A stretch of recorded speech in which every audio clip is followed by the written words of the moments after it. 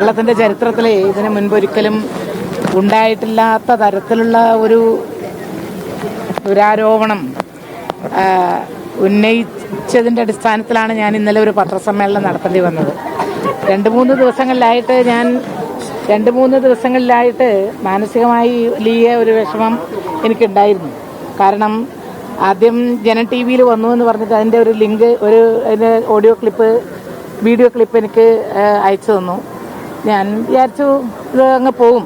അത് കഴിഞ്ഞതിന് ശേഷം നിരവധി എൻ്റെ വാട്സപ്പുകളിലേക്ക് വീഡിയോ ക്ലിപ്പ്, ഭാരത് ലൈവ്, കർമ്മ എന്നെല്ലാമുള്ള രീതിയിലുള്ള ചാനലുകളുടെ വാർത്തകൾ, അത് കുറച്ച് വളരെ മോശമായിട്ട് സംസാരിക്കുന്ന രീതിയിലാണ് വന്നിട്ടുള്ളത്. ഞാൻ ഇപ്പം എൻ്റെ ഭർത്താവ് മരിച്ചിട്ട് ഇപ്പം നിങ്ങൾക്കൊക്കെ അറിയാം 10 മാസം ആവുന്നേ ഉള്ളൂ.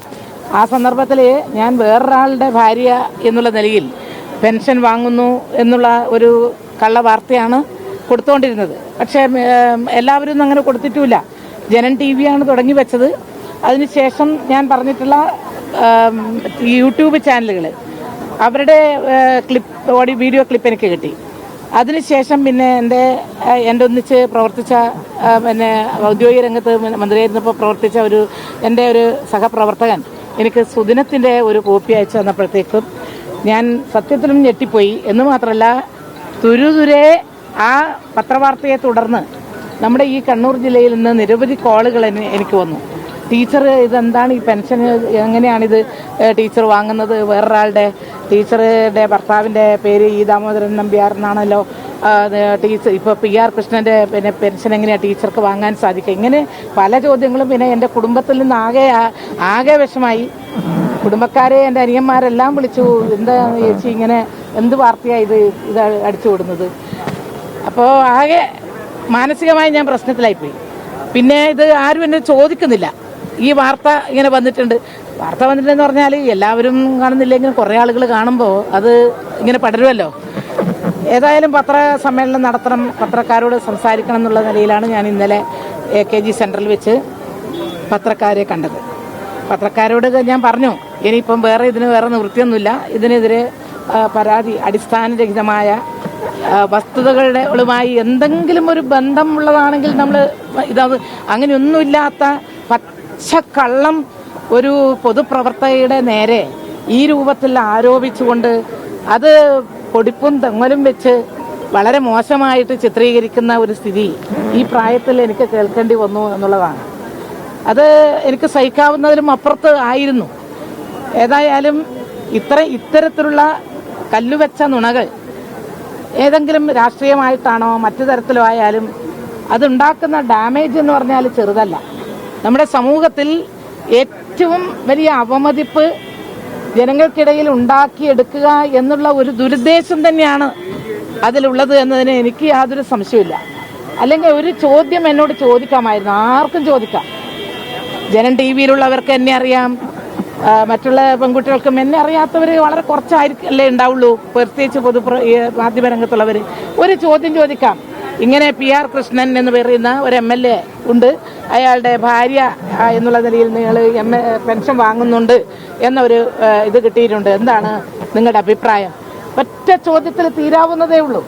പക്ഷേ സുദിനത്തിൻ്റെ ആളുകൾ പോലും എന്നോടൊന്നും ചോദിച്ചില്ല. ഈ കണ്ണൂർ പാർലമെന്റ് മെമ്പറായിട്ട് എത്രയോ പ്രാവശ്യം സുദിനവുമായിട്ട് ബന്ധപ്പെടാൻ കഴിഞ്ഞിട്ടുള്ള ഒരു വ്യക്തിയാണ് ഞാൻ. എന്നോട് ചോദിച്ചില്ല. ഞാൻ അതോടുകൂടി സത്യം പറഞ്ഞാൽ ഇത് എങ്ങനെയാണ് ഇത് തീർക്കുക? ഞാൻ പാലക്കാട് ജില്ലയിൽ വിളിച്ച് ചോദിച്ചു, ഇങ്ങനെ ഒരു MLA ഉണ്ടോ? അപ്പോൾ പാലക്കാട് എന്ന് പറഞ്ഞു, ഇങ്ങനെ ഒരു MLA ഇല്ല ഇവിടെ, ഞങ്ങൾക്കറിയുന്ന ഒരു MLA ഇല്ല. പിന്നെ ചെറുപ്പക്കാരായതിനെ അറിയാത്തതാണോ എന്ന് തൃശ്ശൂർ ചോദിച്ചു. തൃശ്ശൂർ എന്ന് ചോദിച്ചു നോക്കുന്നു. തൃശ്ശൂർ ഞാൻ നമ്മളെ പാർട്ടി നേതാക്കളോട്, അവർ പറഞ്ഞു ഇവിടെ അങ്ങനെ നമ്മളെ MLA ഇല്ല, അങ്ങനെ ഒരു MLA ഒന്നും കാണുന്നില്ല. ഞാൻ പറഞ്ഞു ഇങ്ങനെ ഒരു വസ്തുത ഉണ്ട്, അത് കണ്ടു, ജന്മഭൂമിയിൽ കണ്ടു എന്ന് പിന്നെ എന്നോട് പറയുകയും ചെയ്തു. ഞാൻ പിന്നെ എങ്ങനെ അന്വേഷിക്കണ്ട്? AKG സെൻറ്ററിൽ ഞാൻ എൻ്റെ പാർട്ടിയുടെ നേതാക്കളോട് പറഞ്ഞു. അവർ നിയമസഭയിലുമായി ബന്ധപ്പെട്ടുകൊണ്ട് നമ്മുടെ സോഷ്യൽ മീഡിയയുടെ പ്രവർത്തകരായിട്ടുള്ളവർ കണ്ടുപിടിച്ച് പക്ഷേ ഞാൻ പത്രസമ്മേളനം നടത്തിയിട്ടതിന് ശേഷമാണ് അവർക്കത് കിട്ടിയത്. അത് പത്രസമ്മേളനം നടത്തി കഴിഞ്ഞ് ഉച്ച കഴിഞ്ഞപ്പോഴത്തേക്ക് കിട്ടി.